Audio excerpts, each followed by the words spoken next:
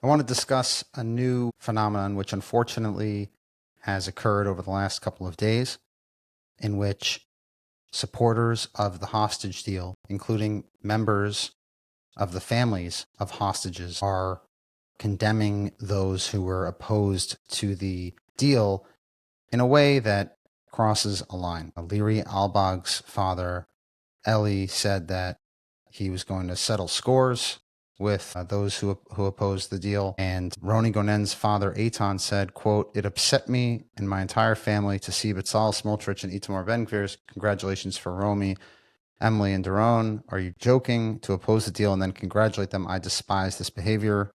I can't believe they wear a kippah. They claim to be Jews, even more righteous than me, but I think that's very wrong. They acted against Judaism, against tradition, and against the most fundamental Jewish mitzvah, redeeming captives." First of all, everyone is ecstatic when hostages return. There is a very real and legitimate reason to be concerned that perhaps not all of the hostages will actually return as a result of this deal. There's also a very legitimate and well-founded reason to be nervous that there might be an increase in terrorist attacks that kill Israelis as a result of this deal.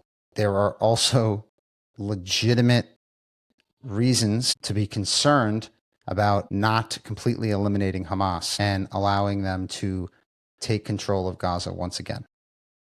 Of course, everyone is happy that these hostages have returned, and it shouldn't be that only someone who lost a son or lost a brother or had a sibling in captivity or a daughter in captivity can have an opinion.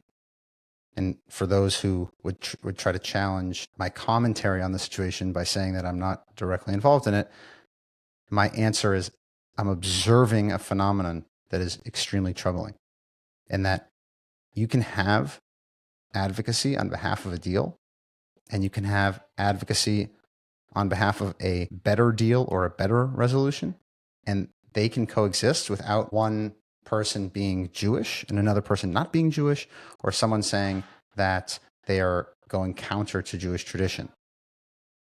Jewish tradition is rife with discussions and multiple perspectives on issues, and it's a very, very dangerous line when the way in which people are dealing with legitimate concerns is simply to dismiss them out of hand. And it goes beyond just this politician thinks this way or that politician thinks another way.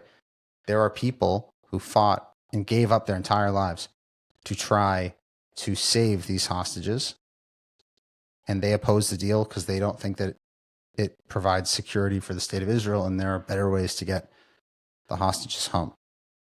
There are people that fought and didn't even come home trying to keep their daughters alive. And it's important that on all sides of the equation, everyone remembers that at the end of the day, the common goal is to bring the hostages home and to defeat Hamas. It was actually Leary Albag's father who said that as far as he's concerned, there's 2 million members of Hamas in Gaza, and everyone's Hamas. That was his phrase. So it's not unreasonable for someone to internalize that phrase and say that I don't feel comfortable with the state of Israel making a deal with a terrorist organization that potentially leaves more hostages behind, potentially leaves the deceased hostages and their bodies behind, and endangers the future security of the state of Israel. And you can have that legitimate discussion without crossing a line. And we should all be cognizant that those of us who are working towards that goal need to have a civil discussion and a way of having a conversation that doesn't denigrate the other and try to steal their or dismiss their Jewish identity. I think it's a line too far, and we will all be better off if that's not part of the conversation.